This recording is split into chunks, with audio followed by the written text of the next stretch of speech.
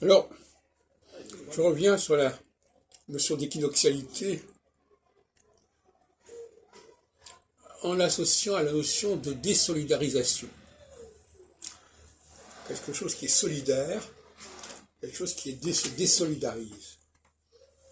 D'une certaine manière, on pourrait dire que la solsticialité est marquée par la solidarité et l'équinoxialité par la désolidarité.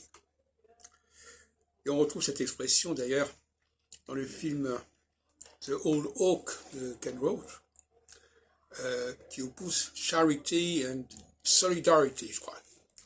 Qu'importe. Solidarité, ça veut dire que l'on fait bloc.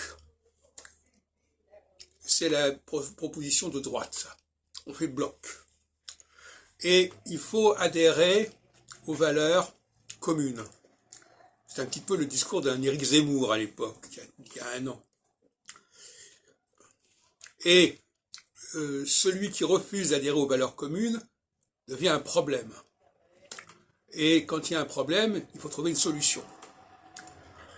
Et le mot solution apparaît en 41-42 en Allemagne à propos de la solution finale. Mais le mot solution en allemand Lösung, Endlösung, solution finale, figure déjà dans l'état juif de Judenstadt de Theodor Herzl en 1897. 96. Donc, qu'est-ce que ça signifie? Eh bien, je voudrais parler justement de l'affaire de Gaza. En quoi ce qui s'est passé à Gaza relève d'un phénomène de désolidarité, c'est-à-dire de désunion. C'est pas du tout ce qu'on croit. C'est pas ce que je vais dire, ce n'est pas du tout ce qu'on croit. Ce que je crois, c'est que la société israélienne elle-même est dans la désolidarité, dans la désolidarisation, et notamment entre les hommes et les femmes, entre la société civile, la famille, etc., les enfants, les femmes, et la société politique, militaire, qui est plutôt masculine. Sans parler de ce qui se passe dans le monde religieux.